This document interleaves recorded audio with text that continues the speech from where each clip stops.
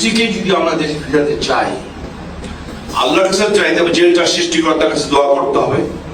Plus please আমি আপনাদের হাত জোর করতেছি, পা জোর করতেছি, আওয়ামী লীগের, যুক্তরাষ্ট্র আওয়ামী লীগের নেতাকর্মী সবাই, ইনক্লুডিং ছাত্রলীগ থেকে আরম্ভ করে যুক্তরাষ্ট্র আওয়ামী লীগের সভাপতি সহ, প্লিজ আমরা পরে গ্রুপিং করব, কিছু মনে করেন না। আমাদের দেশে ভিড়ুক, আরেকবার ক্ষমতায় আসুক, আমার এলাকায় যে আপনি ইলেকশন করেন আমি করবো না। আমি শুধু চাই ওনার সম্মানটা ফিরে পাক।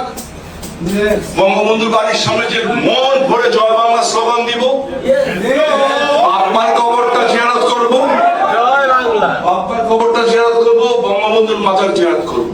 তারপরে যদি আল্লাহ চায় পুরো বংশ মিলে মক্কা মদিনায় যাবো, যার যার ধর্ম অনুযায়ী সে কাজ করবে। আর ইলেকশন করবো না, কোনো কিছু চাই না, ওনার সম্মানটা ফেরত চাই।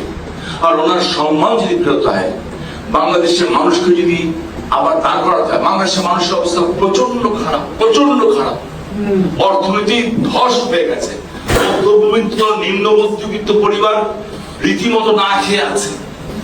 সো এই দেশটা আমাদের, যতই রাগ করি কষ্ট পাই, দেশের জন্য আমাদের লড়াই করতে হবে। আমাদের অতীতের বীর মুক্তিযোদ্ধা এই আমার সিদ্দিক ভাই, মাসুদ ভাই, আমার শ্রদ্ধ মাসুদ ভাই, ওনারা যেভাবে দেশটা স্বাধীন করেছেন, আমাদেরকে সেভাবেই লড়াই করতে হবে।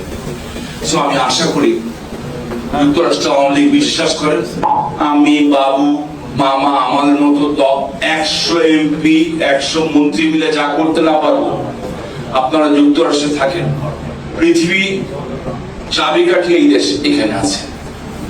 আপনারা যদি ইমিডিয়েটলি কাজ করেন, আমি বলতেছি বিশ্বাস করেন, অনেক দ্রুত অনেক কিছু চেঞ্জ হবে।